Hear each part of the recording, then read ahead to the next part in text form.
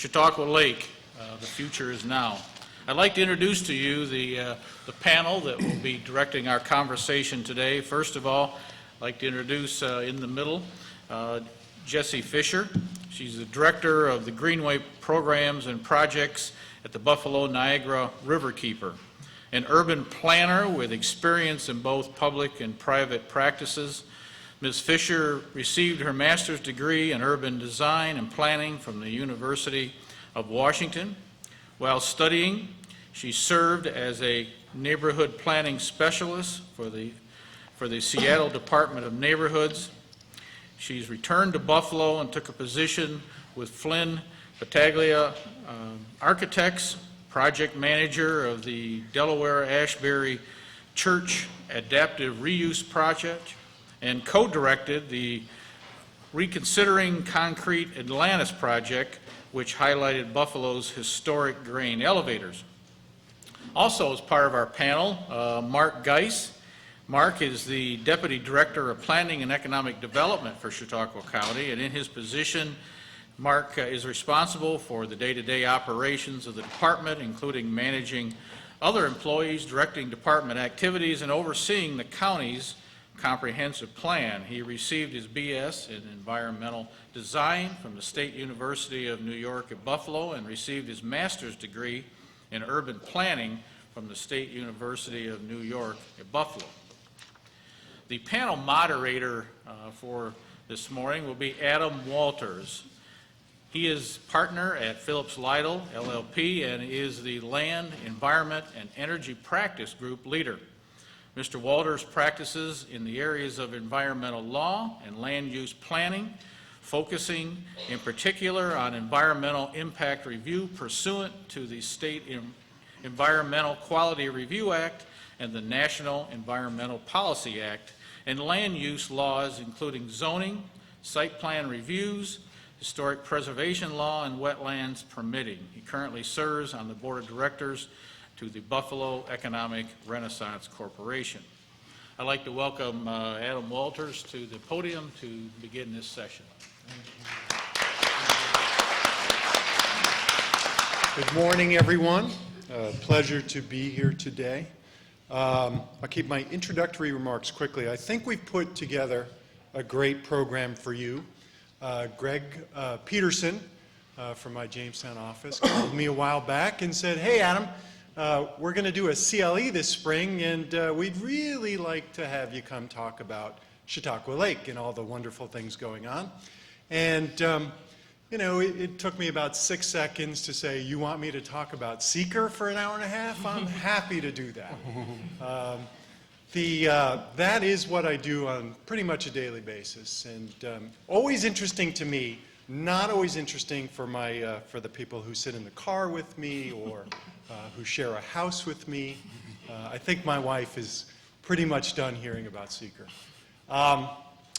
In order to really make this a CLE, we're going to spend some time, and I apologize in advance, focusing on the law, State Environmental Quality Review Act.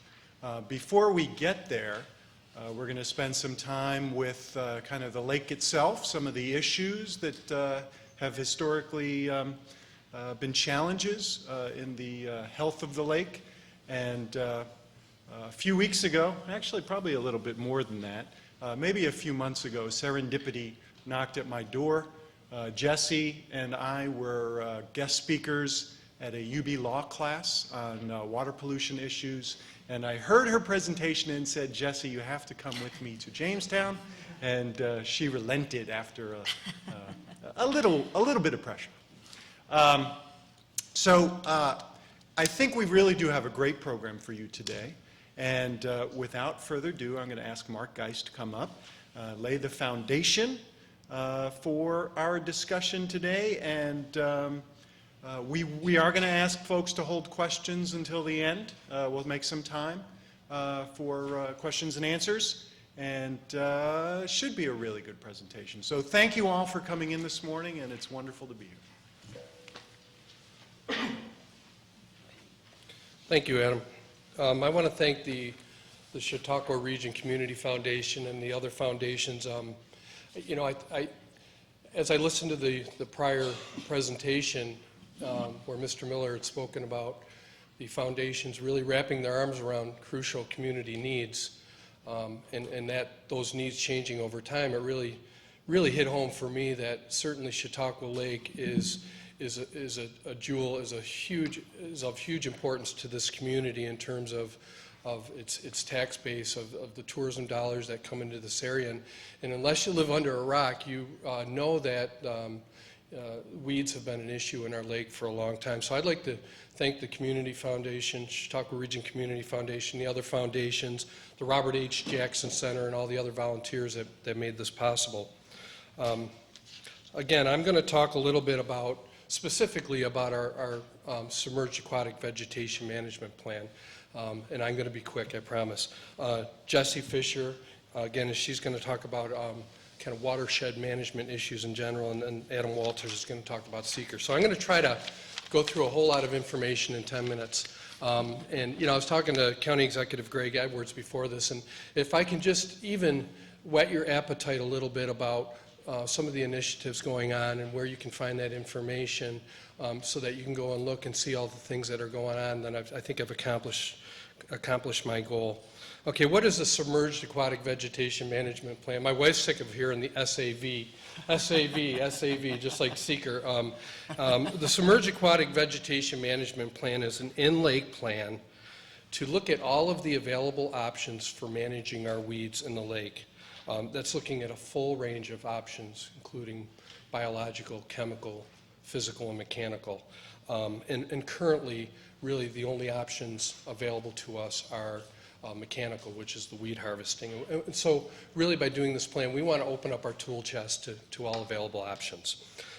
This falls on the heels of a successful, I would say, watershed management plan, which one of the top recommendations was to develop this in-lake plan. And it's required by the New York State DEC before we can go forth with any other management options. So that's important to know. We have to do this. We're not doing it for the fun of it. And really what the SAV management plan does, and if you can remember this, I think it's really important, and it's very simple. Where are the weeds, right? Where are man's uses? Where do those two come in conflict? And then what is the sensitivity of those conflict areas so that we can manage, or so that we can propose management techniques that take those things into account. We want to make sure that we're very careful on what management options we use in view of the ecological and environmental issues in our lake. And by the way, this plan was funded by Chautauqua County, the Chautauqua Lake Partnership, the Community Foundation, Chautauqua Region Community Foundation, and the United States Army Corps of Engineers. And the contributors, the firms that are involved in writing this plan, are Cedar Eden Environmental, Ecologic, Paschik, and Phillips Lytle. I was supposed to do this. Here you go. Chautauqua Lake I'm going to talk a little bit about Chautauqua Lake, but I know that most of you know a lot of this. It's a relatively large eutrophic lake, meaning that it has a high nutrient content. It's very fertile. It's about 13,000 acres, and there's about 42 miles of shoreline. And it behaves like two distinct water bodies, the north and south basins. The north basin is deeper, approximately a 26-foot average depth, and the south basin is more shallow, with about an average of about 11-foot depth, which means that there's more weed growth really in the south basin. There's 14 sub-watersheds, 14 municipalities. The outflow drains to the Chautauqua, then to the Conewango, then to the Allegheny. I know I'm going to get it wrong. Then ultimately ends up in the Mississippi. So that's where it drains. And the lake was formed about 19,000 years ago. And that's just a quick picture of the lake and its watersheds, sub-watersheds. Presence of macrophytes. Macrophytes, fancy word for weeds. There's native and non-native species, and they serve a very important ecological purpose. But they, for fish and other wildlife, but they also pose a nuisance to humans. The non-native invasives, and they're not the only weeds of concern. It's the natives and the non-natives. When any weeds get to growing at that level, then they're a nuisance. But the non-natives in our lake are Eurasian water milfoil, the curly leaf pondweed, water chestnut, and the starry stonewort.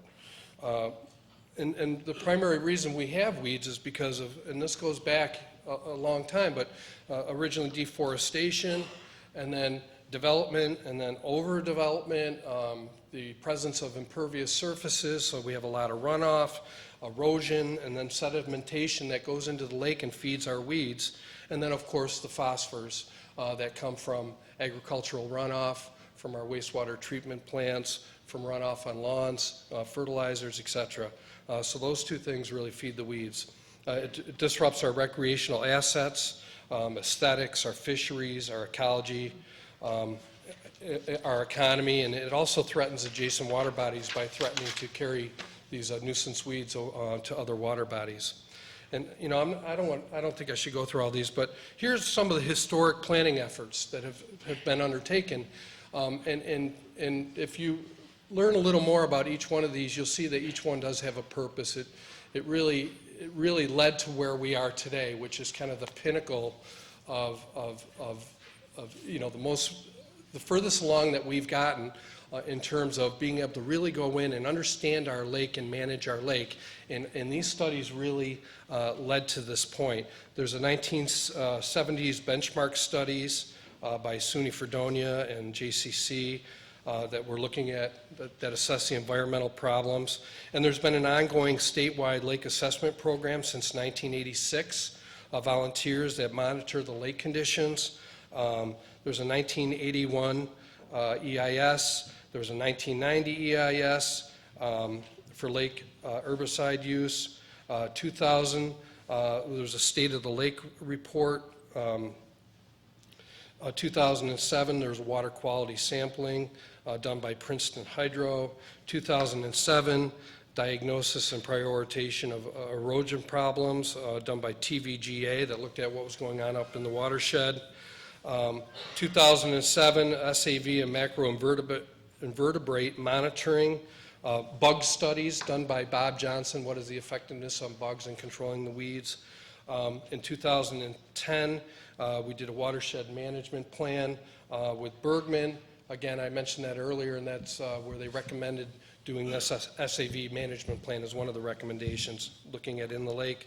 In 2011, we were successful in getting all of the communities surrounding the lake to sign on to the Department of State Local Waterfront Revitalization Plan, which is important for funding purposes. And then in 2011, which isn't on here, the Department of Environmental Conservation, along with the EPA, did a TMDL plan, which is a total maximum daily load for phosphors entering the lake, and basically established that Chautauqua Lake is a impaired water body, and provided recommendations for how to improve that water body, and basically gave some time limits on getting that action done. The objectives of the SAV management plan, the Submerged Aquatic Vegetation Management Plan, is to propose methods for SAV control that are environmentally acceptable and integrated, that minimize conflicts between users and weeds. And this would include, again, mechanical, physical, biological, and chemical. And I would add also here that we're looking at the cost benefit as well, obviously. Some things are more costly than others. We have limited monies, so we really need to look at some combination of the techniques that are available to us based on the funding that we have. And some of these techniques can include what we're already doing is harvesting, but also things like benthic barriers. Those are heavy mats that you lay down to prevent the weeds from growing up through. More bugs, herbicides, and there's a whole family, different variety of herbicides, hand pulling, rotovating, which is and dredging. So there's a whole combination of techniques that can be used. And this plan is going to look at all those in these specified zones based on the environmental sensitivity and look at the cost benefit of it. We also want to minimize the risk of future introduction of non-native weeds. We had a scare this summer with the water chestnut, and we want to put basically an emergency response plan together as part of this plan so that we're ready to react. And we learned a lot this summer over that. We obviously want to monitor and track the effectiveness of this plan. We want it to be user-friendly. I want it to be that anybody can really read it, understand it. And this is really the same concept we use with the comprehensive plan. You can read it and you can understand it. If you really want to dig in and understand more about how we got to where we are, there will be appendix with full of information that you can dig into. So that's really a big priority, is make it user-friendly. And we want it to have a robust methodology, because we're going to convert this. The Army Corps of Engineers provided funding to this project because they believed in our methodology, and that and we're working with them to create a manual that's going to be used by other communities across the Northeast that have the same problems with weeds. This is how we did it. This is how we did it, and this is how you can do it. So hopefully it'll provide guidance for them. And then, of course, like all other projects, there's a huge education component to this. What I want to do is real quick, and I'm going to end here soon. As I said before, this is a snapshot of the north end of the lake, okay? And these are, what I'm going to show you is 6 different maps that kind of tell the story of where we're trying to go with this thing. Basically, this says, where are the weeds? This is showing the littoral zone. The littoral zone is that area where weeds can grow, out to about 12 feet, I guess it is. And then also, and that's the green, and then it shows the bathymetry, which is the depth of the lake. So there was 3 weeks spent by our consultant on the lake really determining where are the weeds and looking at the depth of our lake. So the next one, where are they abundant? So they actually did studies where they went out and they counted the density of the weeds in hundreds of sampling spots to determine just where are the weeds most abundant. And this is, again, around the lake. And this, if you look at this, the light green is sparse, the medium green is the medium density, and the dark green is very dense. The next slide shows where are the sensitive areas. And we by working with the Fish and Wildlife Service, the New York State DEC, the EPA, talking with focus groups that know this lake, environmental folks, to determine exactly, where are the unique plant communities? Where are the threatened and endangered species on our lake? Where are the spawning areas? Where are the wetlands? Where are the aquifers? And where are the natural areas? Basically all around our lake, so that we understand where we need to be careful. Now this is man's uses, and again, this was mapped throughout the lake. A lot of work went into defining. First of all, you can see the brown around the lake is the density of residential density around the lake, okay? And it shows, the dark brown shows where that density is the highest. So you can see the brown around the lake. Then we also show where are the water intakes. You can see the blue, where are the boat launches, where are the swimming areas, where are the docks. And in fact, there's going to be even more information than this, because we also did a survey to really to determine the intensity of those uses, not just where are they, what is the intensity of those uses on the lake. Again, this is creating a profile for where are the weeds, where do they come in conflict with man, and what is the environmental sensitivity of those areas, so that we can, and where are the weeds in conflict with man, we can see it here, and then what is the sensitivity of those conflict areas, okay? The next step, and this is about as how far we are. We had a meeting last week. See a number of people here that were at the meeting at Chautauqua Institution, and we presented this. This is how far we are. We've done more research on this, And the next step is that we're going to be creating lake zones, almost like you would zone on land, lake zones based on the uses or the character of those areas. And then propose treatment methods within those zones based on what is the use by man and what is the sensitivity of those areas. Okay, so that we propose something that's very sensitive, we say we're not going to do anything there. Or something that's sensitive, but there's a big conflict, we look at methods that are very, non-disruptive to the ecology and the environment. And then we're going to create thresholds for treatment methods in each of those areas, those defined areas, because things will change over time. So we're going to be monitoring annually to determine where are we at, has any of this changed, and so that we can continue to use those methods that make the most sense in those areas. So that, in a nutshell, is what we're doing with the SAV management plan.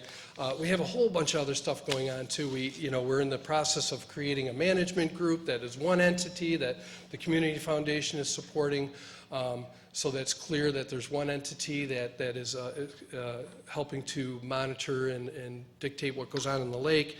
And we've got our occupancy tax programs, and we got a whole lot of things going on. So I thank you for letting me speak here today.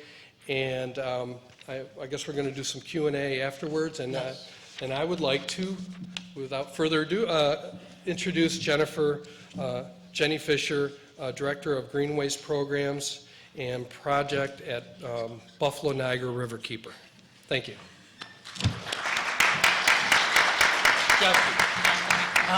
That's Jessie Fisher.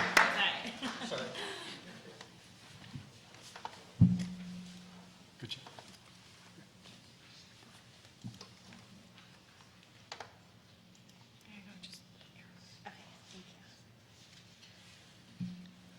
Thank you for having me. I will say, well, I grew up in Buffalo. Adam didn't have to twist my arm very hard to come here. I have very fond memories of Lake Chautauqua. As a kid, my dad was a fisherman. He would take us all over to fish. And my favorite memory of Lake Chautauqua is my youngest sister is 10 years younger than I am. And, in my mind, fairly spoiled. And when she was about 4 and I was about 14, we were coming fishing, and my dad bought her, and I'll never forget it, this red, shiny, Snoopy, plastic fishing pole. And, I'm sure my fishing pole was some very cool hand-me-down from my grandpa, but I was very bitter about that fishing pole. And so this was Kara's first time fishing, and we got out on the lake, and she hooked something. And so my dad's, pulling it in, and she's holding onto the pole. My dad pulls out this muskie, which was just must have been like a sea monster to her. And she took one look at this thing, threw that pole in the water. My dad lost the fish. The whole thing is gone. Somewhere at the bottom of Lake Chautauqua is a red Snoopy fishing pole, and I was in such a good mood the rest of the day. And Kara had used hand-me-down fishing poles the rest of her life. So I have very fond memories of Lake Chautauqua.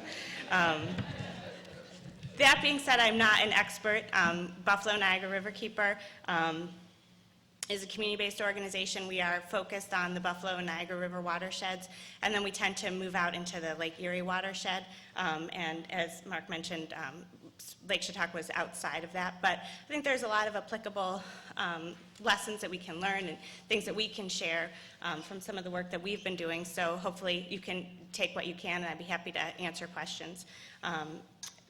Riverkeeper, just to give you a little background, takes a team approach. We do have our community action team, which they do a lot of plantings, they do the cleanups, they do that kind of thing. We have an ecological restoration team, which actually goes out and does a lot of invasive species removal, does a lot of mapping of the kind that Mark was mentioning, and we've done that for the Buffalo River, for the Niagara River watershed, and for a lot of the tributaries. And then we have our planning and design team, which I'm the co-director of, and we try to look at what's the big picture, how do we approach these things from a looking out 50 years kind of perspective. Riverkeeper is actually a very large organization. We're one of the top 5 in terms of size. We have 25 full-time staff people at the organization, planners, ecologists, and attorneys. So I think what Adam asked me to do is come here and talk about sort of the root causes of the problem, because most communities, when they have these issues, tend to look at either the mechanical or the chemical and the biological issues, and certainly you need to do that, but we would consider that treating the symptoms, and just like with anything, you have to deal with the symptoms, but it's also good to take a step back and look at what's actually causing the problem, and essentially the problem is too many nutrients in the water, specifically phosphorus and nitrogen. You know, as a mother, you sort of, too many nutrients, how is that even possible? But it is possible, things get out of balance. And how do they get into the lake, I think, is probably the crux of the issue. So the main problem is stormwater. So rainfall and then snowmelt in this part of the world. And they can either fall right over the land through runoff and come right into the tributaries and then into the lake or into the lake itself. And then untreated municipal or private storm sewer systems. This is true all over the country. According to the EPA, untreated stormwater is the leading cause of water pollution today. So while 30 or 40 years ago it might have actually been chemical pollution, you know, really toxic stuff going into our lakes and rivers, today it's really the stormwater that's causing most of the issues. This is actually, you know, their wives don't like it. This is what my husband gets sick of hearing about, which is combined sewer systems and separated sewer systems, but just to give you a little bit of background, because it does affect, and I talked to Mark, and I don't think there are any combined sewer systems in Chautauqua County, but it's probably just important to have a sense of how they work.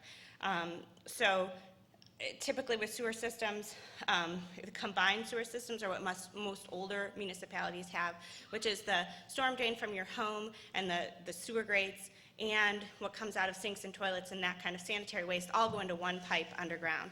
And these things are typically sized for dry weather. So in dry weather conditions, you will have plenty of room at the treatment plant, the pipes are big enough, and all of the contaminated water makes its way happily to the treatment plant, gets treated, and then is discharged from there. In wet weather conditions, however, to keep that combined sewer flow from backing up into people's basements or backing out onto the streets, if there's no capacity in the pipes, there's another set of pipes which actually takes that combined pollution, so again, it's storm pollution but also sewage pollution, and actually dumps it out into our lakes and rivers. The flip side of that is the separated storm system, or separated sewer system, which actually is two separate systems. So all of the discharge from streets and roof drains and those kinds of things go into one set of pipes, and all of your sanitary systems go into another set of pipes, which is good because it means that all the sanitary all the time makes it to the treatment plant and you don't get that combined. But it's bad because most municipalities do not treat the storm water at all. And so all of that storm water, with everything it picks up off the road, off your roof, off your lawn, off the street, just goes directly out into a water body. So why has the problem been getting worse over time? Basically, the answer is urbanization and development, and it's really about compacted land uses. And so you can see in the first slide where you just have a natural ground cover, when it rains, you get about 10% of runoff. And that figure increases the more dense you get. So I was reading some of the materials, and 33% of the land within 100 feet of Lake Chautauqua shoreline is developed. So you're getting, you're approaching this 30% of your stormwater is turning directly into runoff as opposed to infiltrating into the ground. And not only does this cause a problem in terms of actual runoff and what it's picking up and taking into the lake, it's also interrupting sort of the cycle of how the lake is renewed underground, because there are aquifers, the lake does get renewed from the ground down, and you're not getting very much infiltration at that point either. So there's another argument for trying to keep rainwater where it belongs, which is in the ground, as opposed to going directly into the tributaries and the lakes. And there's some other issues that we can talk about a little bit later on with that. So in addition to urbanization, there's some issues that kind of come along with that, but can also be dealt with separately. So no one's necessarily saying you need to go and bulldoze down all those homes and return, everything to how it was, but there are some other additional issues. So loss of shoreline buffers. So you can see, I like this slide because on the one side, clearly these people on the right mow all the way down to the shoreline. So any rainwater that falls, lawns tend to be somewhat compacted areas. They don't get a lot of infiltration. So that's just all draining right into this creek here. And so whatever it's picking up along the way, that looks like a very well fertilized lawn. So whatever it's picking up is just dropping directly down into the creek. On the left there, you actually have a shoreline buffer. So that's actually keeping a lot of that overland flow is actually staying on the shore and not actually reaching the water. Oops.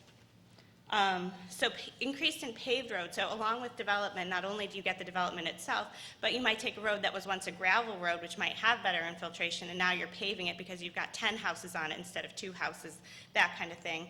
And so that actually does increase the amount of water, and then typically those will be served by some kind of storm sewer, and so all that stuff will go out into the grate and then find its way into a lake. And then changes in farming practices. It was interesting to read in some of the materials that Mark and Adam provided to me that overall amount of land that's being farmed is actually decreased.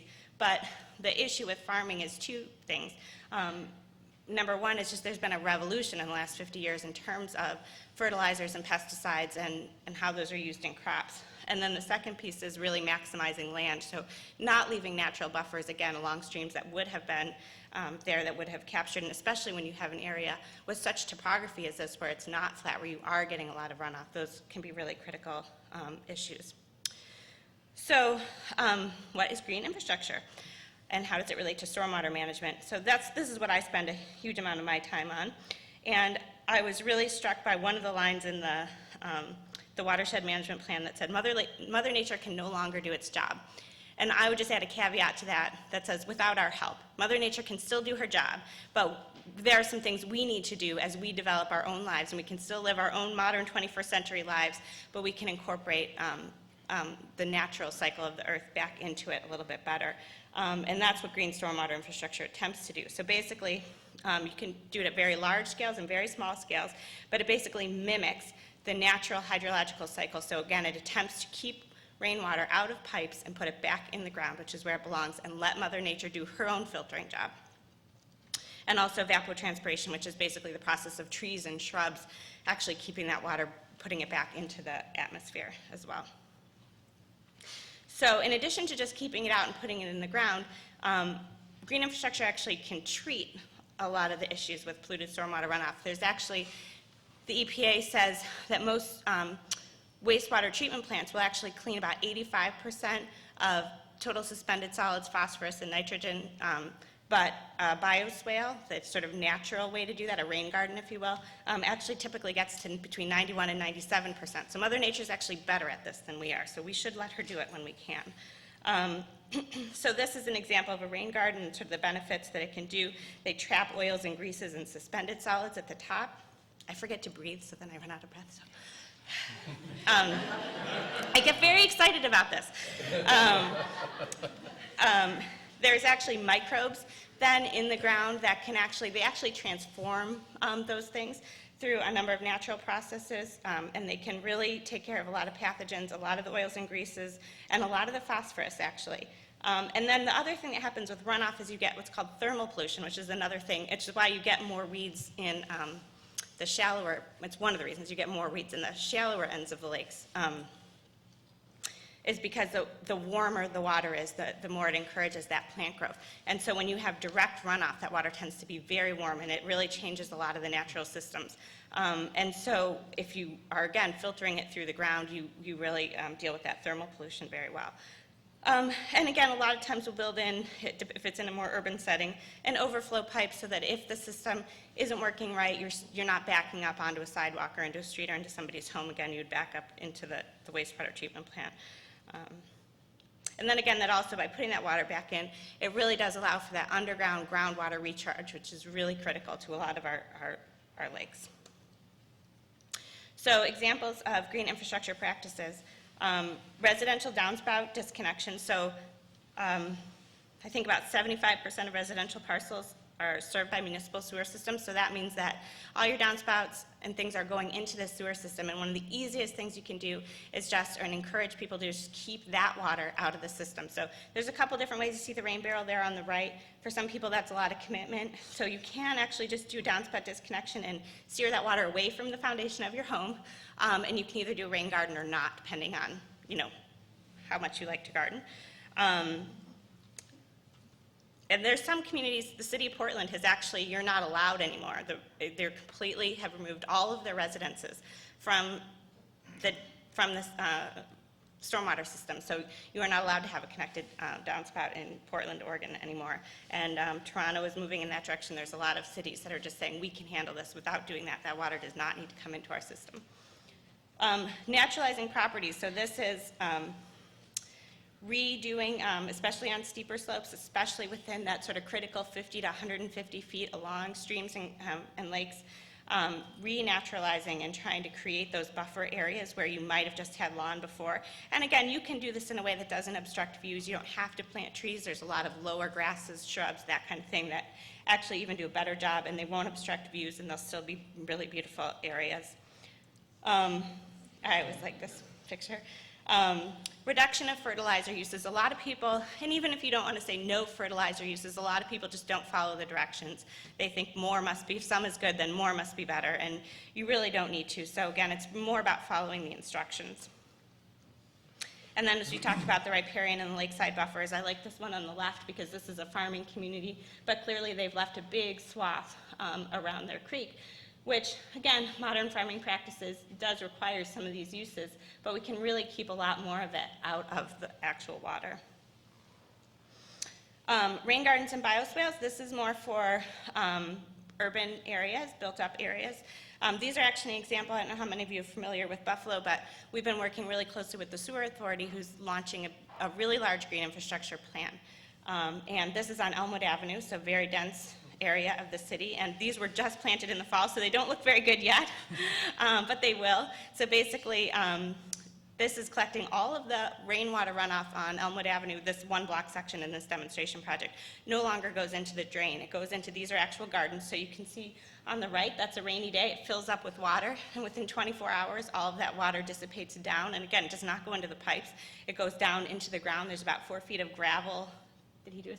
We don't have a section there, but underneath there's about 4 feet of gravel, so it acts as sort of a holding container, doesn't let it fill up, and allows, and this is a very clay soil, but it still allows it. We've never had actually standing water in there longer than 10 hours, and we've had some massive rain since that was put in.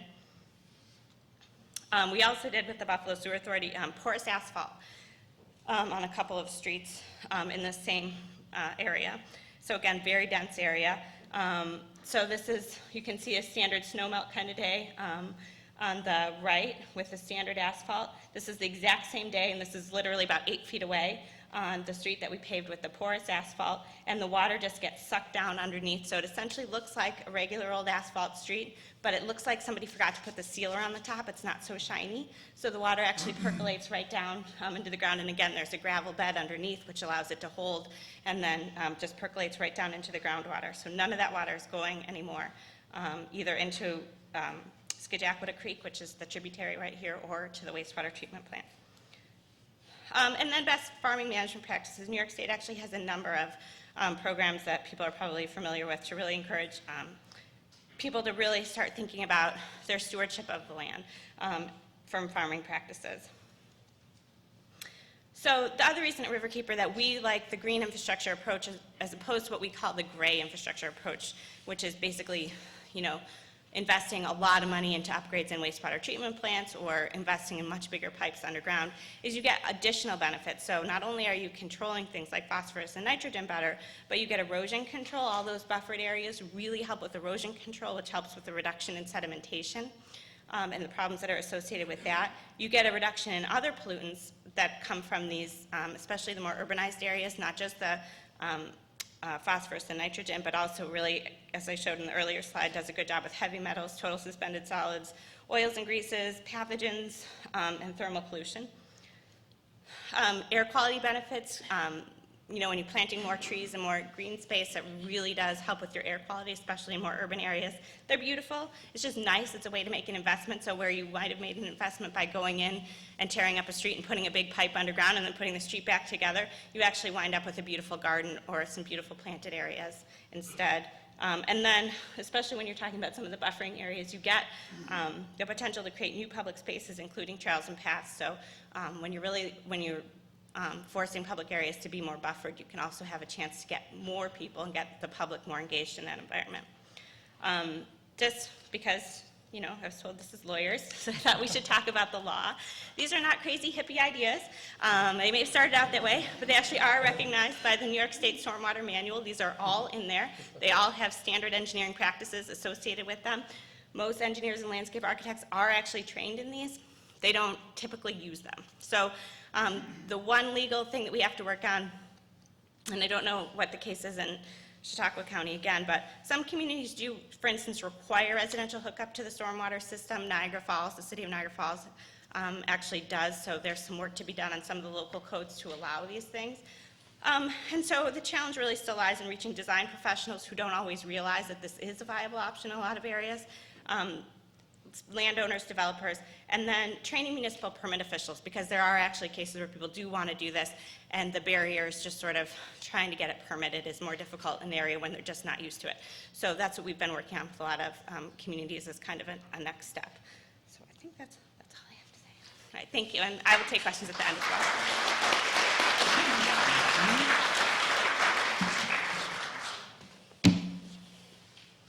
Thank you, Jesse. That was great. Those are some crazy hippie ideas. One of the things we want you to take away today is that you know, the county and the community have done an incredible job at really understanding some of the issues with the lake.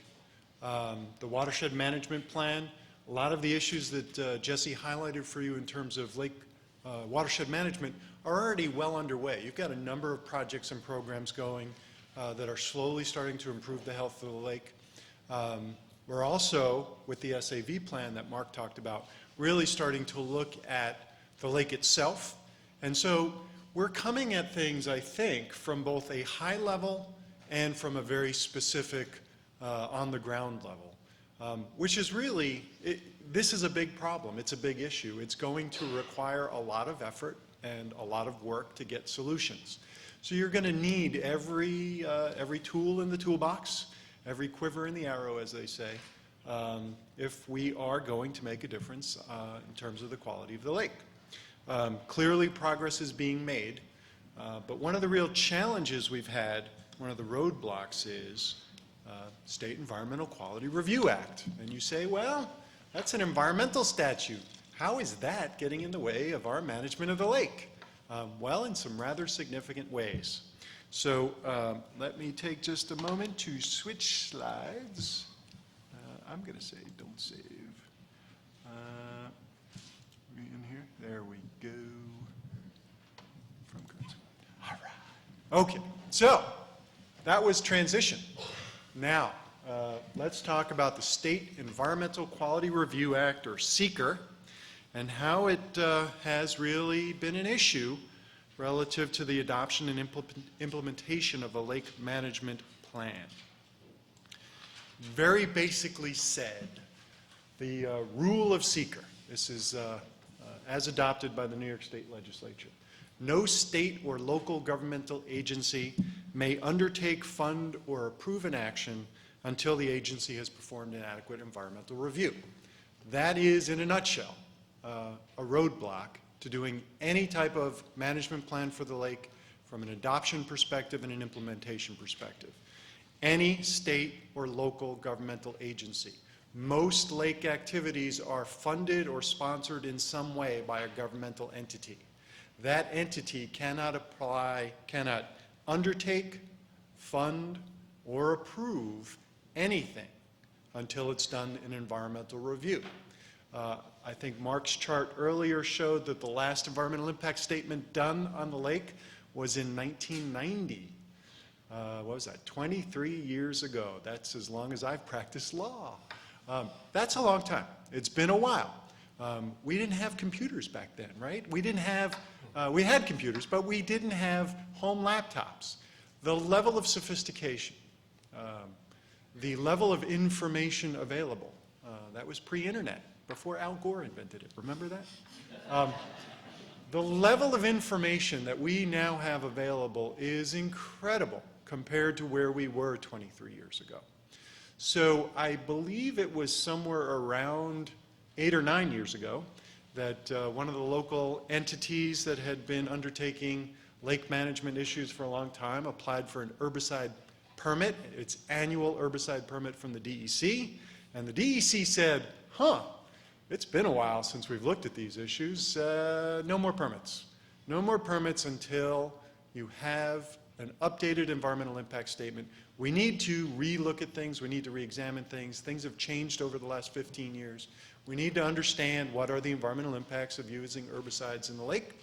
And we need to look at the big picture. We need to have a management plan.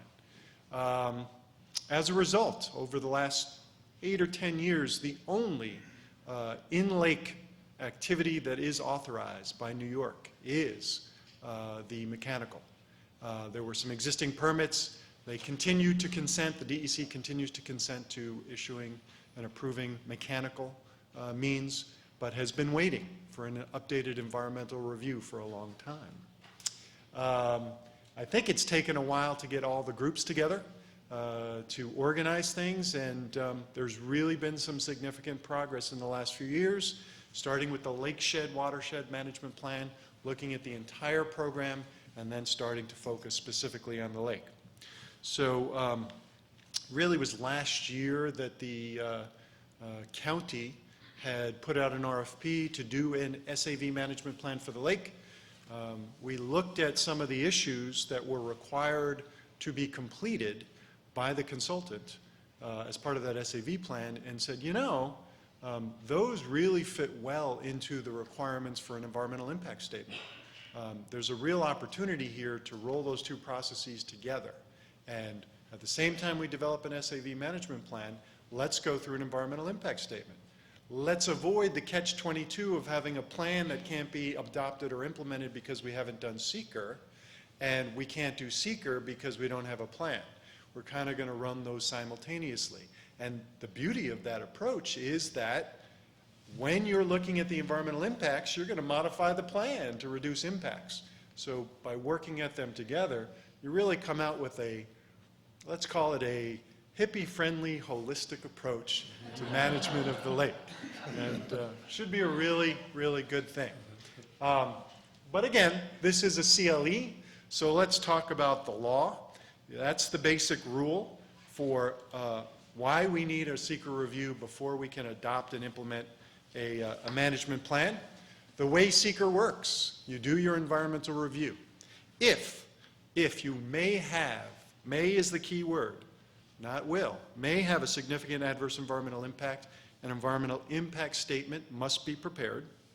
I always caution folks going through the SEQR process, don't think of SEQR as a separate permit or approval you need in order to do what you want to do.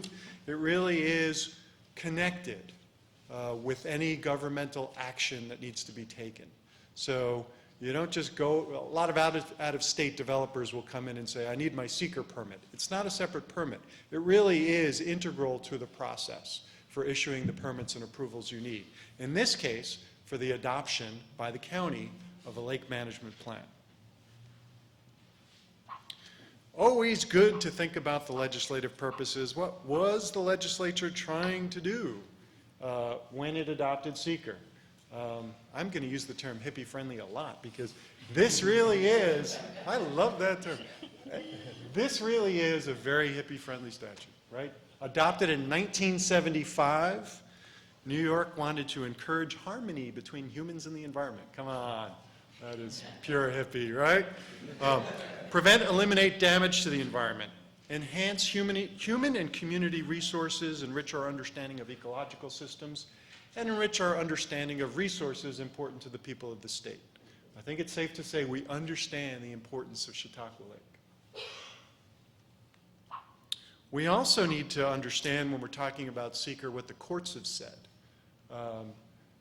Agencies must incorporate environmental considerations directly into their decision-making and mitigate adverse environmental effects. Again, why would you do an SAV management plan at the same time you would do your SEQR review? Well, when you adopt your plan, when you develop your plan, you're supposed to incorporate environmental considerations directly into its development and mitigate adverse environmental impacts. Once you have a plan, it's kind of hard to do that. Agencies must strike a balance between social and economic goals in the environment. Very important issue. SEQR does not say the environment comes first. Sorry, it doesn't. It says you have to strike a balance. So environmental considerations, economic, social considerations, we do a weighing. It's not a one wins over the other, ever. There are no police. There are no SEQR police out there. Every governmental agency is on the honor system to do it right. For the most part, that system works really well. The way you try to bring an enforcement proceeding is you actually have to file a court proceeding in state Supreme Court. It's called an Article 78 action. The general rule is that actions taken in violation of SEQR are null and void. So if you adopt an SAV management plan in violation of SEQR, it will be null and void. That would be bad, right? Having spent a lot of time, energy, and money developing that plan. When a court is reviewing a SEQR determination, there are two standards of review.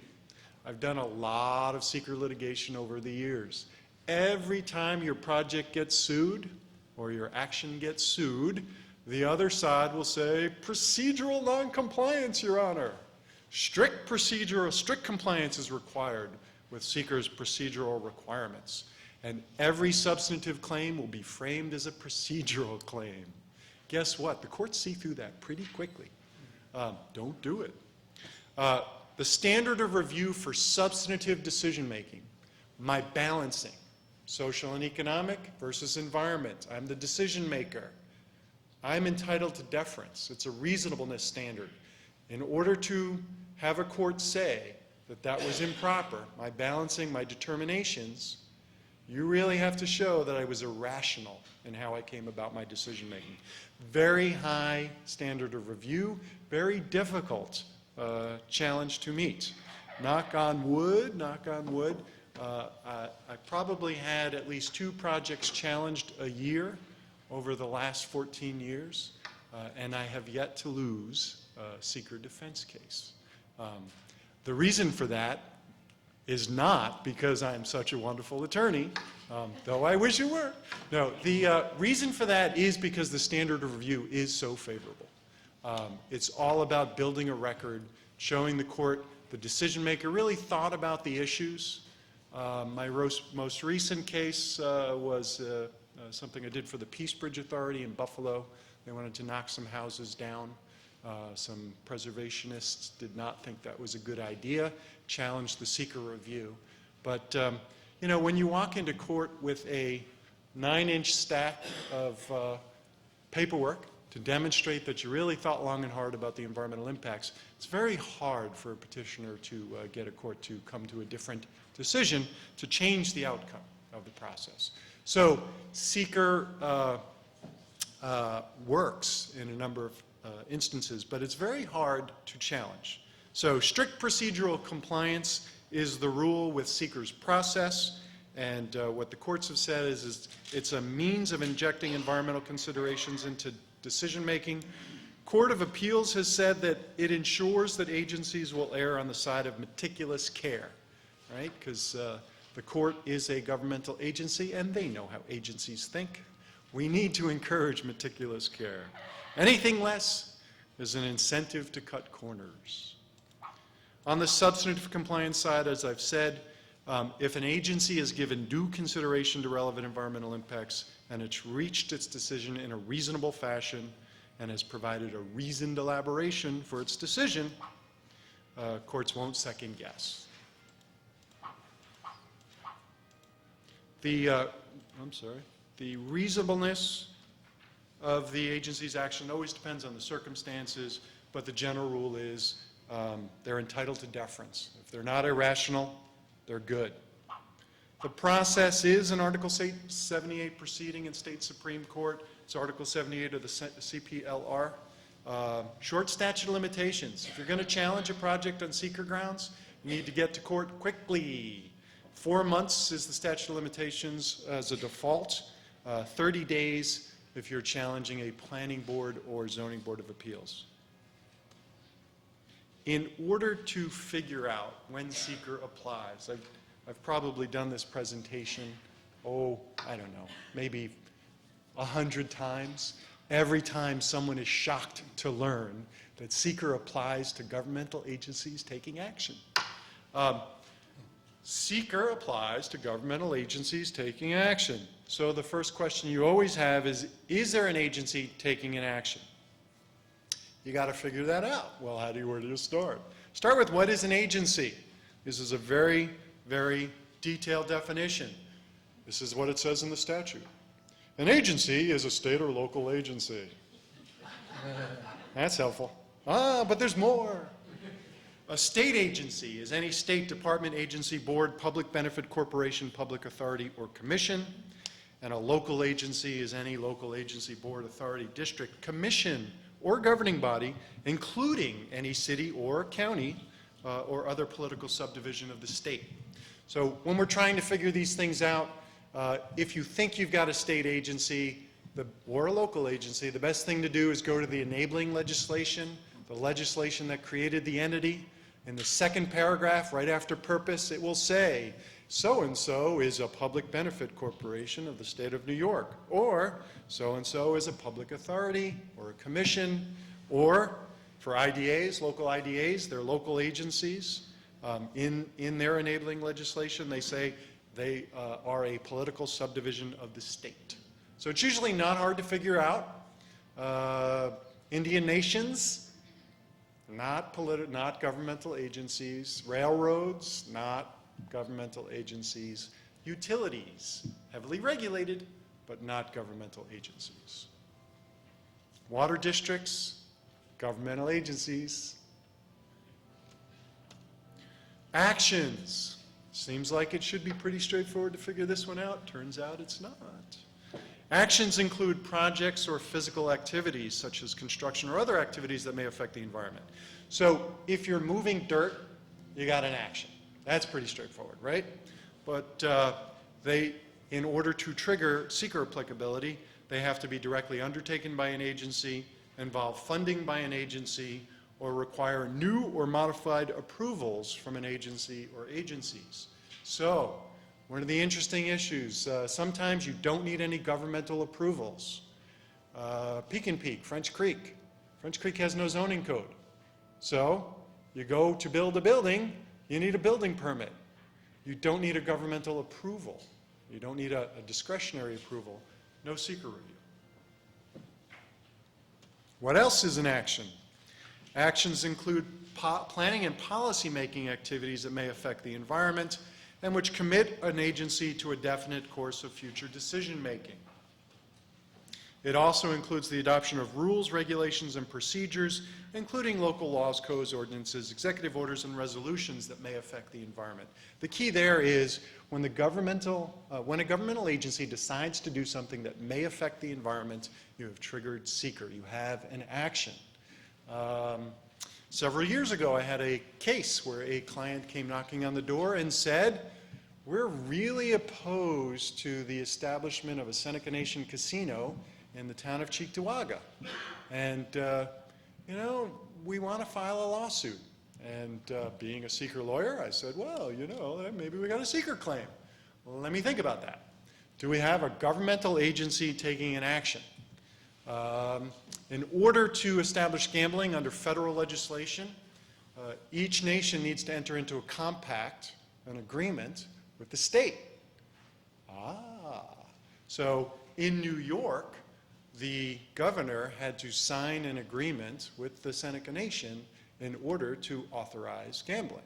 I said, Judge, seems like we have a governmental agency, the governor, signing and agreeing to things which commit the state to a definite course of future decision-making. That would seem to trigger SEQR. And the court agreed. Now, we won that case on two lawsuits, and the Attorney General was so unhappy with a decision that said the governor was subject to SEQR that after the case died, the AGs moved the Fourth Department and they mooted the entire decision. as if it never happened. So, there's good rule. You always have an argument if you have a governmental agency making a decision. You just can't cite the concern case because it was mooted entirely. What is not an action? That's also really important. So the statute carves out certain things and says they are not actions. Enforcement proceedings or the exercise of prosecutorial discretion, right? That kind of makes sense. Governmental agency wants to settle a lawsuit, they should not have to do a SEQR review. Prosecutor decides not to bring criminal charges, should not be subject to a SEQR review. There's a certain amount of discretion that's inherent in there, and we don't want to mess around with that. Official acts of a ministerial nature involving no exercise of discretion. It's a really important issue for building permits. Right? Under New York state law, there's a building code. If you have plans, the building inspector looks at your plans, looks at the code. If you meet the code, you're entitled to a building permit. It's not a discretionary decision, therefore it does not trigger SEQR. Maintenance or repair involving no substantial changes in an existing facility or structure. Again, that kind of makes sense. You don't want to do a SEQR review if you are replacing your roof, though there may be environmental issues. But we want people to be encouraged to maintain their properties. So, do you have an action? Is a state or local agency making a discretionary decision that may affect the environment? If the answer is yes, chances are you have an action subject to SEQR. If the answer is no, well, you got to come up with a different argument. We are going to hold questions till the end, although, you know, we're doing fine on time. So I'm open to questions at any point if anybody has any. How's that? Okay, next issue in the SEQR process and understanding how SEQR works, the timing. When do you have to do a SEQR review? It can be difficult to determine when an EIS must be prepared. That's language the Court of Appeals noted in a case about, I think it was 1988. They said the imprecision in the regulatory scheme makes it difficult to know when an EIS is required. So it came up with some general rules, and generally before any authorization or commitment to a specific course of action. So you're adopting a plan. The plan says we're going to do X, Y, and Z. I've had a lot of clients over the years adopt plans without doing SEQR, governmental agencies. And the first thing I say is, stop, don't. It's a bad idea. You're going to violate SEQR. Just stop for a minute. We'll do an environmental review of the plan, even if it's a high-level environmental review, and then you can adopt the plan. If you've already adopted it, well, maybe we're going to fix that. We're going to do an environmental review, and then we're going to re-adopt it. It is important to note, it is not necessary until you have a specific plan. So again, that's court language that said, until you've got something specific in mind, doing an environmental review would kind of be a pointless exercise because you need to have something specific to review.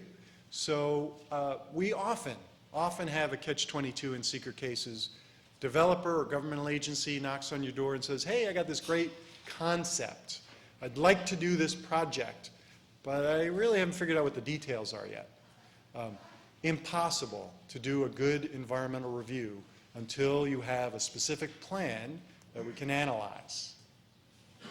Very difficult, as I explained to the Peace Bridge Authority on more than one occasion.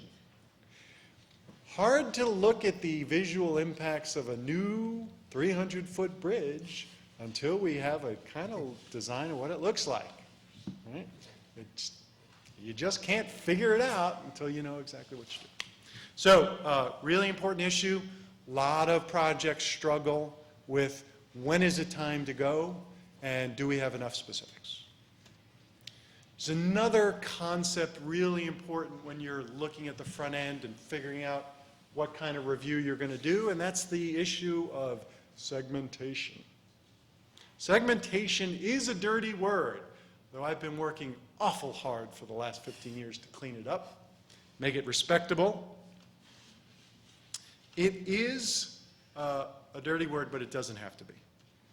The SEQR regulations specifically authorize segmentation in certain instances. Well, what do you mean by that? What is segmentation? Segmentation is dividing the environmental review of an action in such a way that the various segments are addressed as though they were independent projects not related to each other.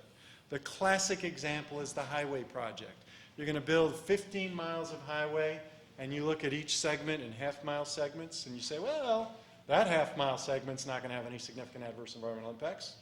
That next one's not, that next one's not. But if you added up all the wetland impacts, if you added everything up, clearly the project as a whole would have significant adverse environmental impacts. It's the way to try and get to not having to do an EIS. It's not allowed. Law prohibits it.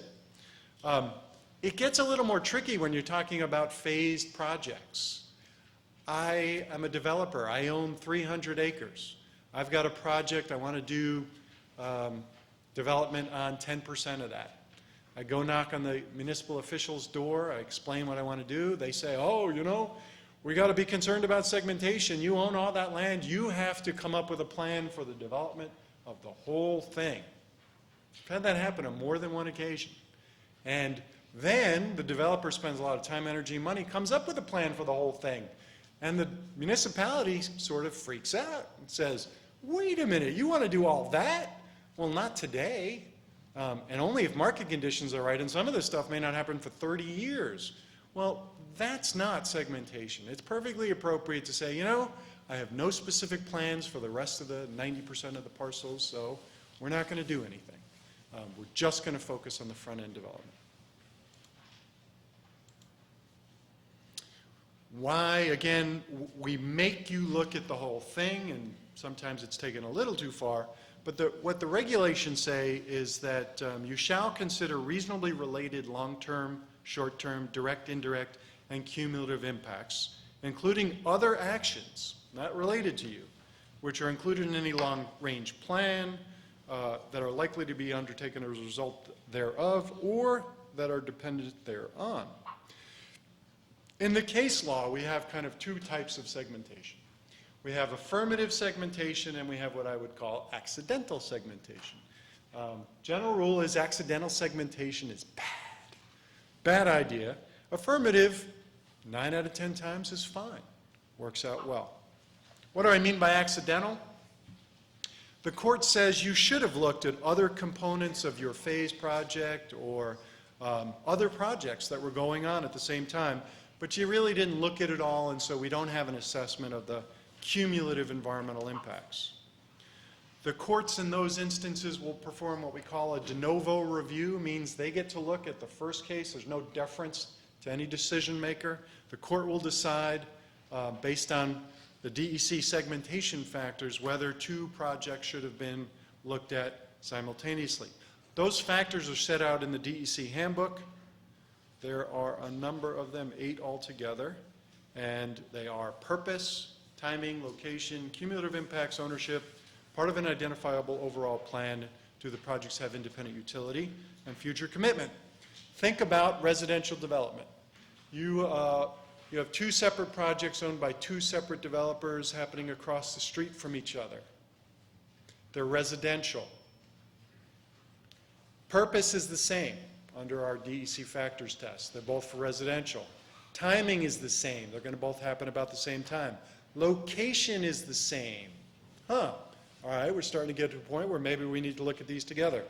Cumulative impacts. All of those folks leaving for a Tim Hortons first thing in the morning to go get their coffee, they're all leaving at the same time. We're going to have cumulative road impacts, cumulative traffic impacts. Ownership is different. They're not part of an identifiable overall plan. They do have independent utility. One is not dependent on the other. One does not commit you to do the other.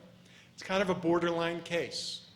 Really, the municipality who's reviewing those projects at the end of the day is probably going to be the decision maker on whether you do a cumulative review. But that's kind of right on the borderline. About half the factors apply, half don't. Just an example.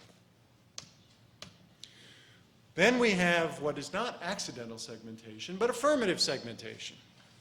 Though contrary to the intent of seeker and disfavored, it is allowed. When a lead agency believes that it is warranted under the circumstances provided the agency does two things: has to clearly state its reasons for segmentation, and it has to demonstrate that a segmented review will be no less protective of the environment. I've done 3 or 4 big projects that were going to have litigation where we did an affirmative segmented approach, really because there was no choice for the project to move forward for various reasons. You had to do a segmented approach. The demolition project for the Peace Bridge was a recent example. Peace Bridge has had expansion plans in the Buffalo's west side for about 25 years. Nothing's happened. They bought these houses about 20 years ago with an anticipation of expansion. Not happening. Very little progress. The big environmental impact statement that was underway terminated. And the authority said, gee, now is probably the time to demolish those houses. And we knew we were going to face a challenge, and we knew it was likely someone was going to say, well, you really can't demolish those houses until you have an expansion plan, and you need to look at both the expansion plan and the demolition of the houses. So I said, well, we don't have an expansion plan, and that's not happening anytime soon. So if we really want to do this, we need to do a segmented review. We need to say we're only looking at the demolition of the houses, and we're segmenting from the rest of the project. Well, what's the test? 1, you have to clearly state your reasons why. We're segmenting because it's time to demolish these houses. We've owned them for 20 years. They're an eyesore. They're attractive to criminals, a lot of criminal activity. And it's really time for demolition. We also have no clear plans for expansion. A lot of greens, a lot of goals, but a lot of things in the way to making that happen. We put that in a resolution. We also had to demonstrate that it was no less protective of the environment. How do you do that? Well, if you were doing an environmental review that involved the demolition of those houses and the expansion of the plaza, you'd be looking at mitigation. What's the mitigation for the demolition of those houses? Turns out, it's not a lot different from what you do if you're just looking at the demolition of those houses. In fact, the environmental review process that had previously been underway, the state decided that demolition was okay, provided you documented the houses. You did a Habs hair study, a historic architectural building survey. As part of the independent review, we did a Habs hair survey. We offered the houses for demolition. We put together a pretty high-level landscaping plan. We did a number of things that went beyond what was done in the first bigger review. So it wasn't too, it also, by demolishing those houses, we were not committing to do any future projects. Simply was demolition of the houses. So it was pretty easy for me to get up in court and say, Judge, we clearly stated our reasons therefore, and we demonstrated that it was, in fact, no less protective of the environment. The court in that case issued a decision about, I think it was February 26th, and said segmented review was appropriate, was reasonable, the determinations of the ZBA. It did, I will admit that it really helped that some of the neighbors who sued to stop the project had written about a 100-page complaint to the city on the condition of those houses, not 3 years earlier, and really complained bitterly about some of the criminal activity that was going on in an effort to try and get the city to do something and require the authority to, quote-unquote, fix the houses up. So, interesting case, interesting application of segmentation. The bottom line rule I'd like you all to take away today, if you're involved in a SEQR review, segmentation, it's a dirty word, but it doesn't have to be scary. There's a process to go through, pretty straightforward analysis, have good reasons.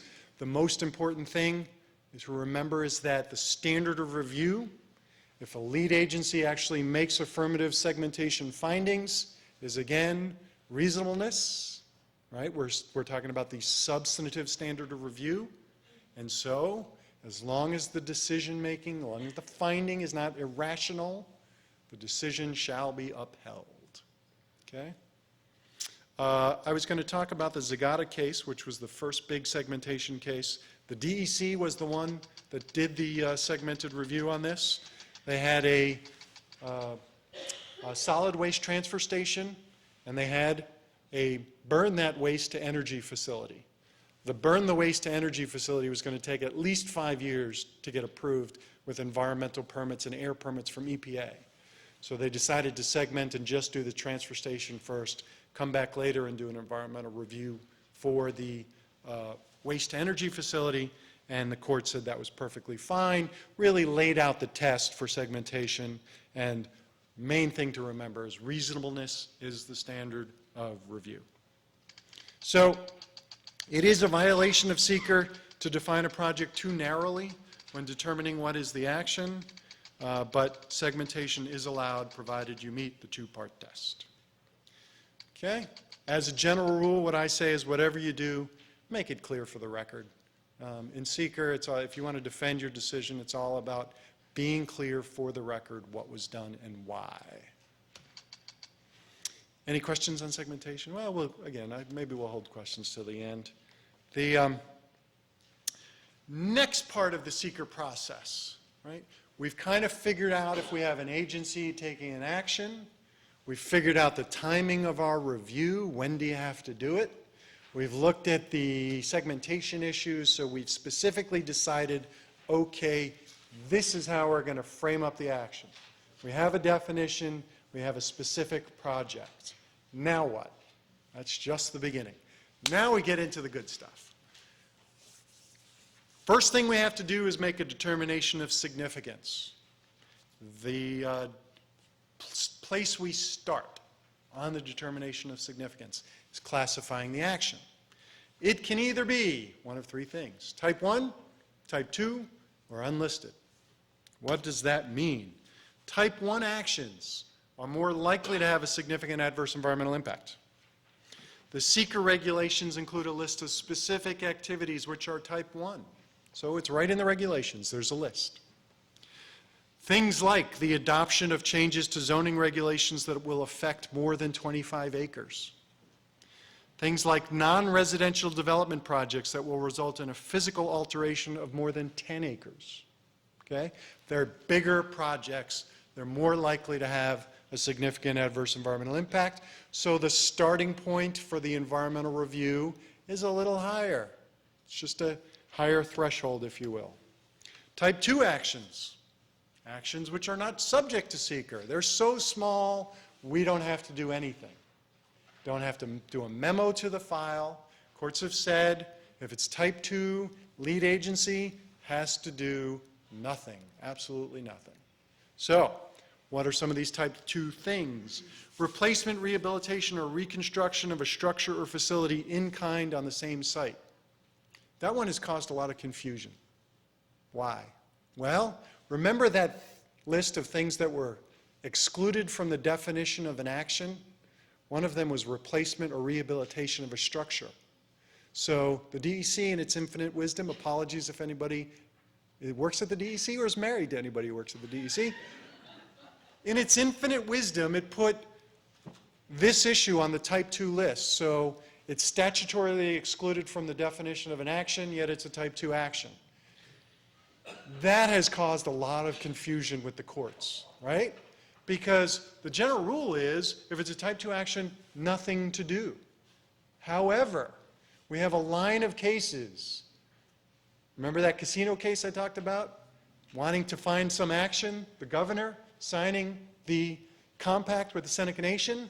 Well, actions of the governor are on the type 2 list. What do I do? Well, there's a long line of cases that say, even if it's a type 2 action, if it has significant, obvious adverse environmental impacts, you have to do an environmental review.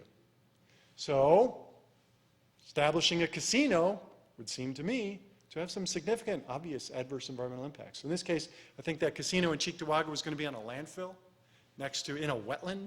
There were all sorts of easy arguments to make there. I think the first case there was Bedford v. White. Someone wanted to put a traffic light, installation of traffic control devices on the type 2 list in an historic district. And the court said, well, it's on the list, but it's an historic district. Of course you have to look at the impacts. You know, a blinking yellow light in an historic district, not a good idea. All right? So, type 2 issues. The purchase of sale of furnishings, equipment, or supplies, including surplus government property, other than land or hazardous materials. So when Mark buys a box of pencils for his office, he's okay. It's a type 2 action. If county is buying land, it is subject to SEQR. Purchase of land, always subject to SEQR. What is an unlisted action? Well, it's really anything that's not on the type 1, type 2 list. So it's either on the type 1 list, type 2 list, or it's unlisted. Most of what we do as governmental agencies is on the unlisted. Okay, we classified the action. We have project description, we classified the action. Now what? Now we have to complete an environmental assessment form.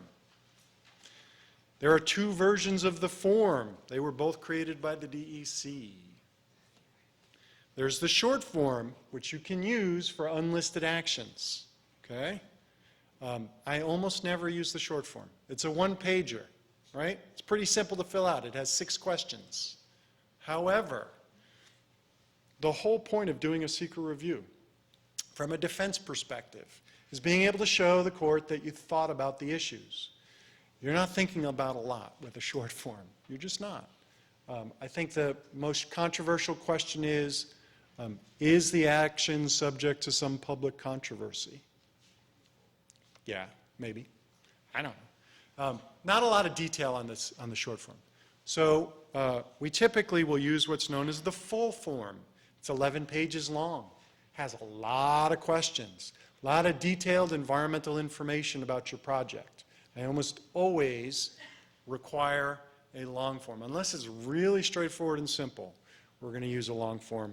So we can really show the court, or anybody, any decision maker, that we really took a hard look at the issues. Now, full form is required for all type 1 actions. So remember, if it's type 1, we're starting at a higher level of review. One of those pieces of the higher level of review is we're going to use a full environmental assessment form. We're going to provide a lot of information and answer a lot of questions about potential environmental impacts of the project. The applicant is generally responsible for part 1. So if you have a developer applying for a permit, they're going to be responsible for part 1. Lead agency is responsible for parts 2 and 3. There is case law out of Niagara Falls in the 4th Department, which says if you don't fill out parts 2 and 3, lead agency, you violated SEQR's procedures. Remember that whole strict compliance? Your neg deck is null and void. Bummer. That case actually came out of a Walmart case in Niagara Falls. Right after the approval, they got sued. I was not involved in the case, but I do a lot of work up there. So the planner called me and said, Adam, what do you think? Am I okay? We didn't do parts 2 and 3. I said, did you do a detailed negative declaration? Did you explain everything you did and why? Yeah, we adopted like an 8-page resolution running through all the issues. I said, well, you're probably okay. No, they weren't. 4th Department said, failure to do parts 2 and 3 renders the whole process null and void. So, of course, what'd they do? They did a new review. They filled out parts 2 and 3. They got promptly sued again. Petitioners didn't go away. Second case got tossed by the 4th Department. So, as a SEQR litigant, if you're trying to challenge a project, you only get so many bites at the apple. It's hard to stop a project you don't like. You can slow it down, but eventually that Walmart got built, and there's a lot of Walmarts around. So, but a lot of people hate Walmart. Don't ask me why. China, one of many reasons. Labor issues. They don't pay a lot. No health insurance, all that good stuff. All right, let's not pick on Walmart. DEC put out new forms now, like 2.5 years ago. They were absolutely going to take effect summer of 2012. And then they slid to October 2012. And, we heard from the DEC, no more slippage, this is it. We're going to adopt them. They're going to become effective. About September last year, they said, well, October 2013. They just keep kicking them out. The new forms are longer. The book to explain how to fill out the new forms is like 35 pages. Did they simplify? They say they did. I'm skeptical. When you need a 35-page book to explain how to fill out the new forms, it's not good. They really were trying to pick up global warming issues and really look at climate change. You say to yourself, really? You know, are we going to have an impact on climate change by looking at the emissions of a residential development? I don't think so. But alas, you now have to fill out the question. Okay, so again, we're in the determination of significant phase. Lead agency makes a determination. They start with the classification of the action. If it's a type 1, it's up here. If it's unlisted, it's in the middle. Type 2, you're done. We look at the environmental assessment form. We look at all other relevant information. What else do we know? Well, boards tend to know, governmental agencies tend to know a lot. You know, if it's a planning board, they're typically familiar with the area. They've got a lot of history. So you know a lot. You kind of want to use all that information to determine, does the project have the potential to have any significant adverse environmental impacts? Any. If the answer is no, you issue a negative declaration, seeker's done. If the answer is yes, Chautauqua Lake SAV plan, POSDEC, may have at least one significant adverse environmental impact. You issue a positive declaration, and you move on to the environmental impact statement. There are these things called condition neg decs. You can say, this project will not have an adverse environmental impact if we do X. We don't use them very often. They're not well understood. There's a 30-day comment period. Typically, the applicant will simply say, you know what, I'm just going to change my project so that whatever condition you want is part of my proposal, and that's perfectly legitimate. It's been blessed by the Court of Appeals. So typically, we just modify the projects. We don't do condition neg decs. Okay, but we have to do an environmental impact statement. What does that mean? Well, let's find out. Environmental impacts are a lengthy and complex process. There are public hearings required, culminates in the preparation of a final environmental impact statement and the adoption of finding statement by the lead agency. We start with scoping. The Chautauqua Lake SAV plan is currently in scoping right now. When I was a young attorney, I said scoping is for suckers. Let's not waste our time. You lose 60 days. We know what the environmental issues are. Do we really need a process for people to tell us what the environmental issues are? As I've grown older, perhaps a little wiser, I've learned not that I get good information from scoping, but that I not nail everybody down on what the issues are, what the alternatives are, and let me explain that a little bit. So it's an optional process. DEC is considering amendments to the regs that will require it in every instance. It adds a minimum of 60 days to your SEQR EIS process. The idea is that it identifies impacts to be analyzed in the EIS. It's supposed to help limit the scope of your EIS. There is no court that has ever said, well, you didn't have to look at this issue because it wasn't in the scope. No court has ever said that. Maybe someday, but there's a little bit of tension there, a little bit of concern. So it may help to prevent challenges later. If it is conducted, the project sponsor typically prepares a draft scope containing certain information, which is specified in the regulations.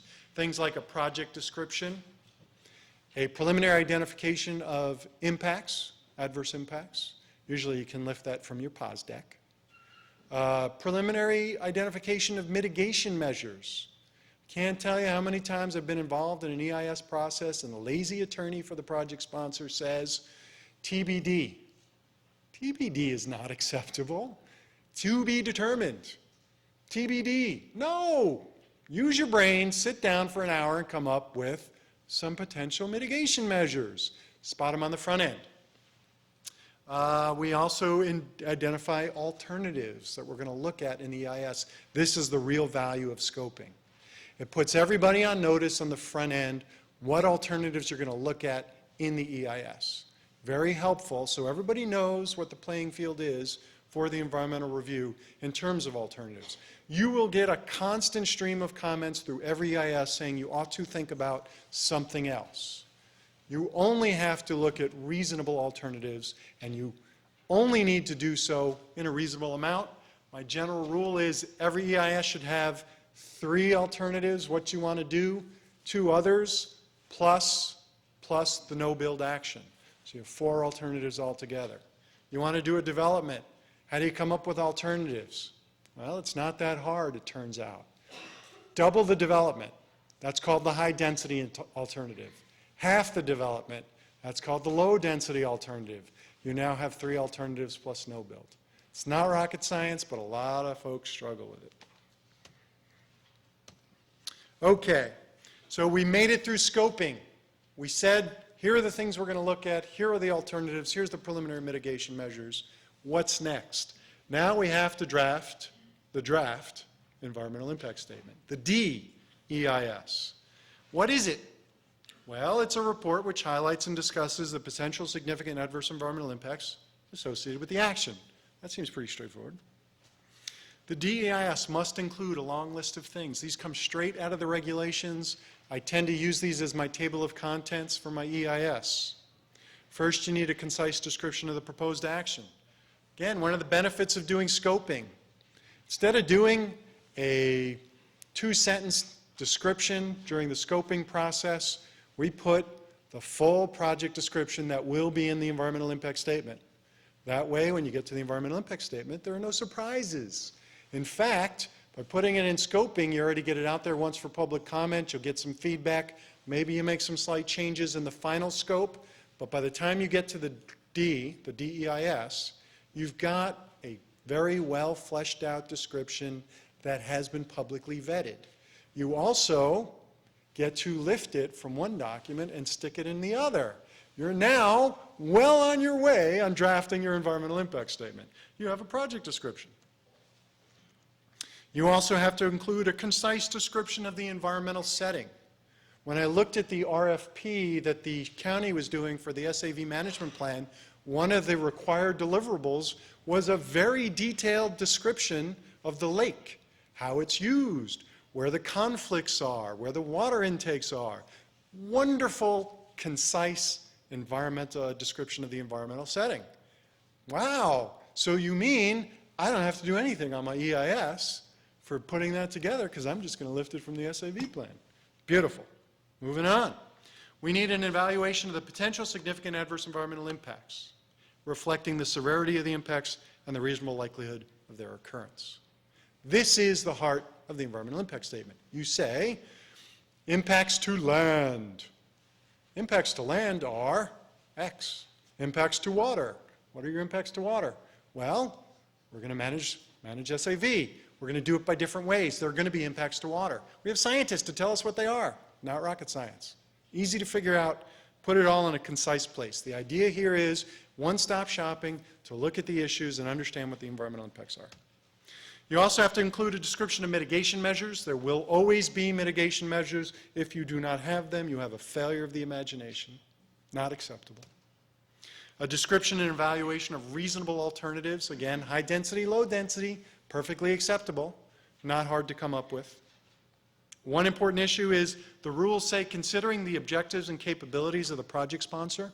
If you're a private entity, you do not need to look at alternative sites unless you own alternative sites, because it's not within your capabilities. You do not have to go out and buy property separate from what you own. Okay, so that's a really important issue. But the alternatives at the end of the day need to be reasonable. All right, had some litigation down this way. First environmental impact statement I ever wrote back in the 90s was for a school project, and my opponent argued that we had not looked at alternative sites. And he argued both that that was a failure to look at reasonable alternatives and a failure to do mitigation. And one thing about SEQR litigation, don't take a kitchen sink approach. If you argue everything, the judge sees kind of right through that and says, well, it seems like you're saying the same thing as a violation of both things. That doesn't make sense. So be careful, be concise, be focused. If you're challenging something, don't take a kitchen sink approach because you'll lose. And just keep that in mind. Okay. It also must include the action's consistency with state and local coastal policies. Interesting. A list of underlying studies, reports, EISs, or other information. Those are your appendices. Always remember the purpose of the EIS. Every step of the drafting, you kind of want to go back to the purpose. Purpose is to identify significant adverse environmental impacts, discuss mitigation and reasonable alternatives, and minimize the impact of the project on the environment. If you can get up at the end of the day and say, because of this process, we minimize the adverse environmental impacts, SEQR has won, you have won, everybody's happy. Once the DEIS is complete, it gets accepted by the lead agency. There's a minimum 30-day comment period. Usually public hearings not required, highly recommended. Just gives, again, the public an opportunity to say, I like this, I don't like this, this is an issue, this is not. Once public comment period is over, you proceed to the final environmental impact statement. What is the final environmental impact statement? It's basically the DEIS with responses to the comments that were received at the public comment period. So, you have a hearing on your EIS. People get up and say, well, you know, I really don't like this. Okay. Water issues, does not like analysis. You have to respond to that comment. Specifically, you have to say, well, we understand that this person did not like the scope of the analysis. Here's why we think it was reasonable. Or, you know what, that person's right. We're going to change the analysis. The analysis has now been updated to reflect X or Y. You respond to every comment. People always underestimate the level of effort necessary to complete a final environmental impact statement and do comments. I think on my Peace Bridge we had, for the big EIS, we had 1,246 comments. It took me 1 year to consolidate those comments down into 182, draft responses, and get blessing from all of the agencies involved who were project lead agencies and project sponsors. Long time. So you really have to approach your comments very, very carefully.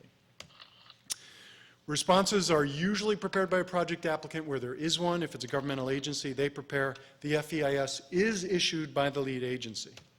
Coming to the end now. Final finding statement. Last thing. Final finding statement cannot be adopted sooner than 10 days, nor longer than 30 days from the issuance of the FEIS.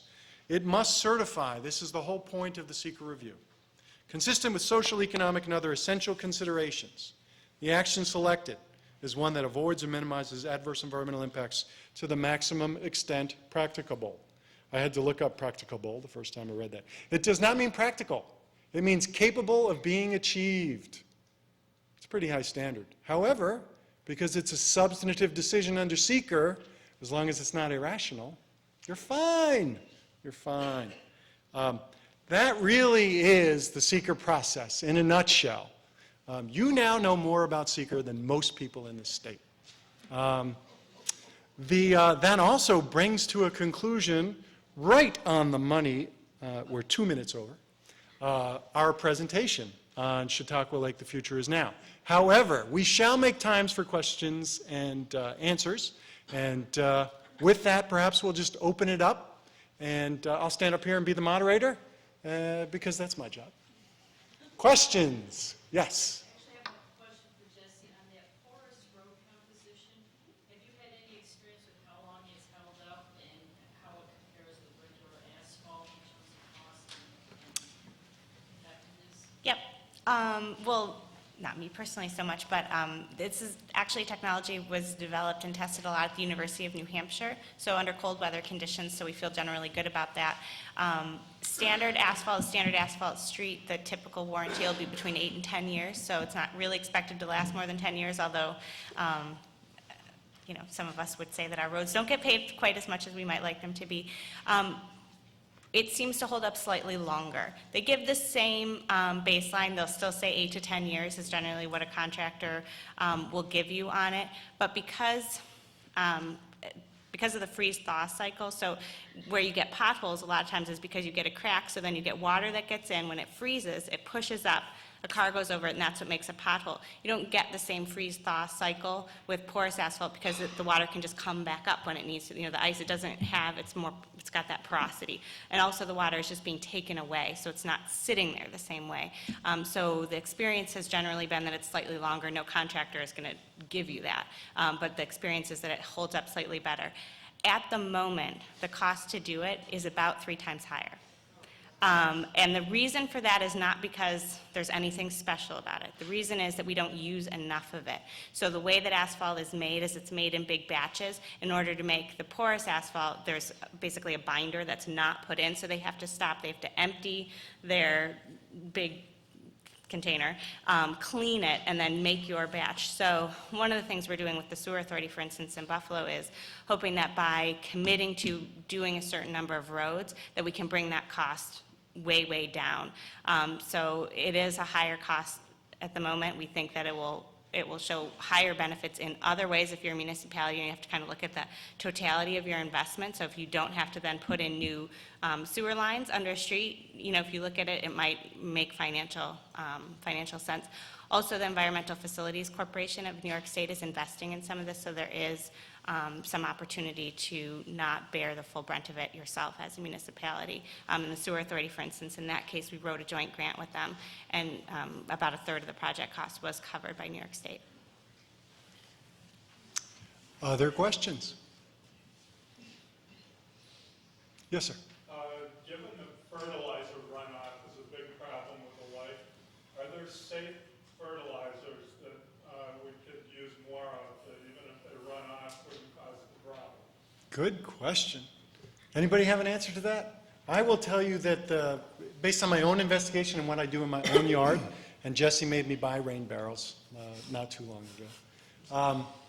The liquid fertilizers tend to run off the fastest and hit the lake the soonest. The pellet fertilizers, which are so popular now, if they're applied properly, will stay on land further or longer.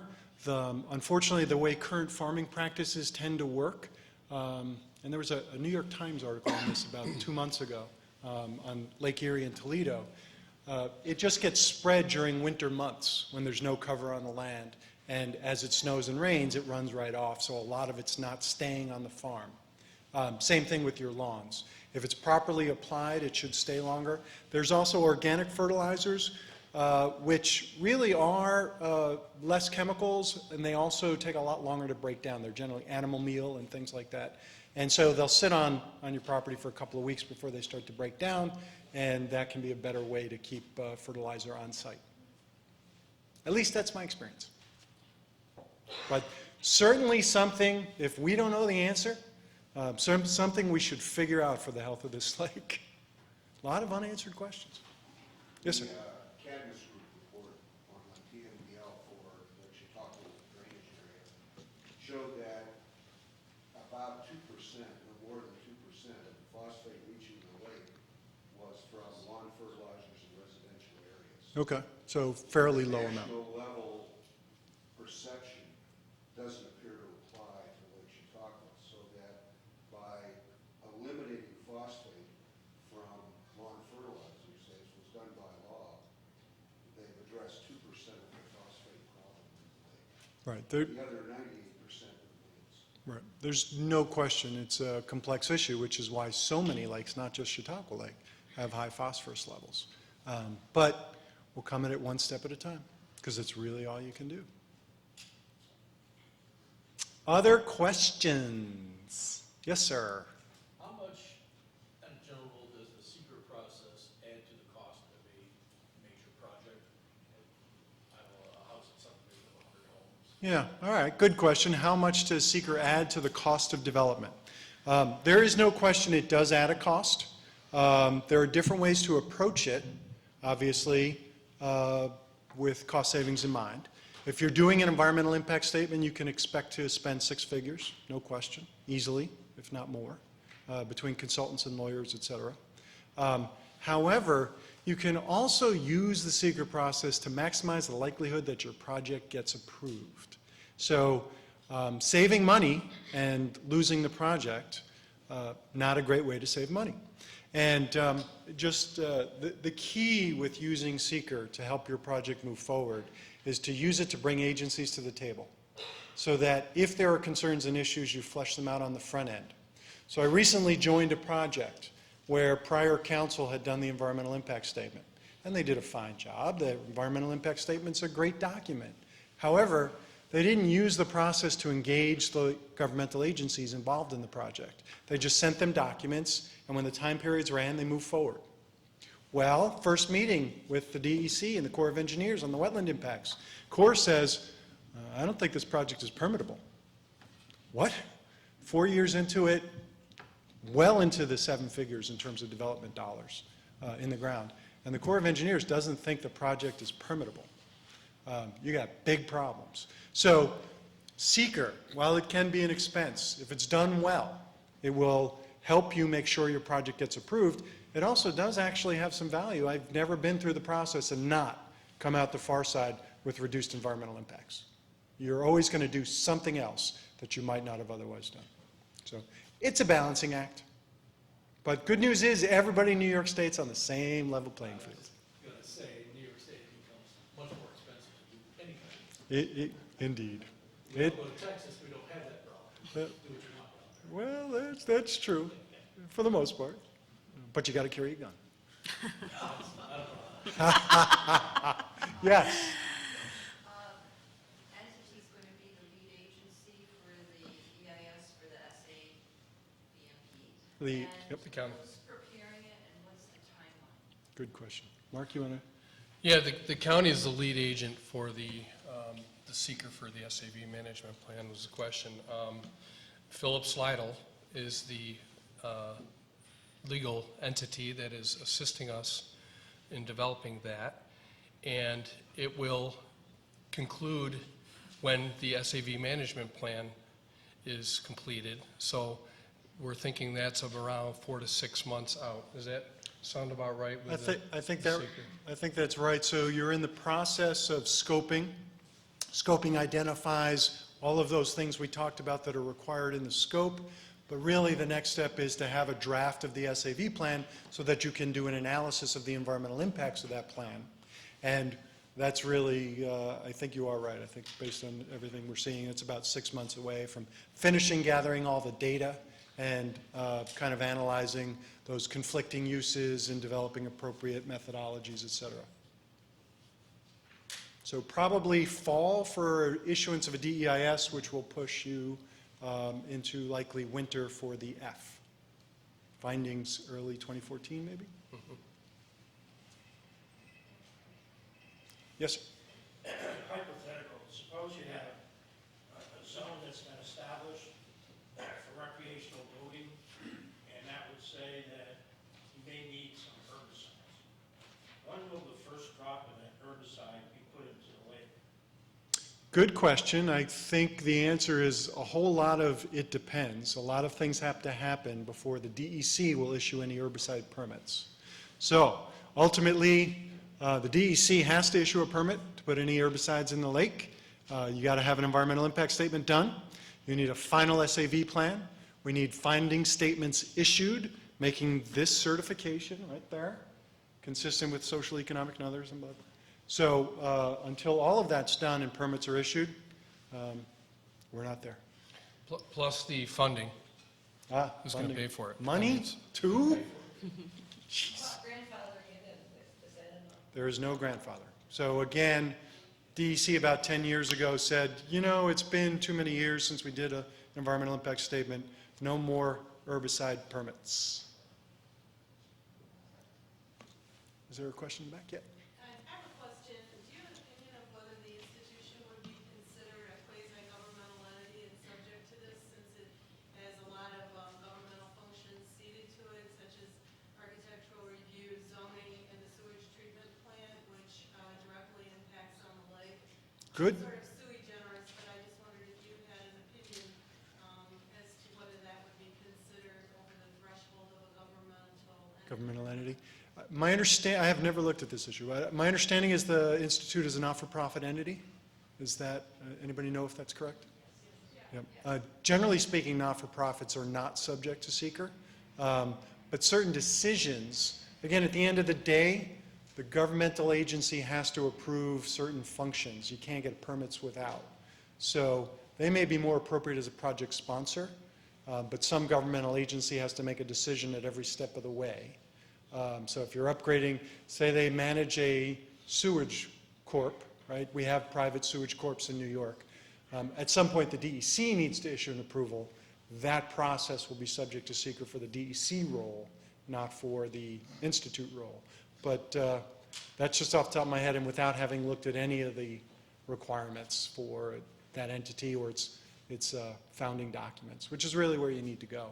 But typically, if it's a not-for-profit, it's not going to be. Well, they're giving me they're waving their hands and saying, "Lunch is served."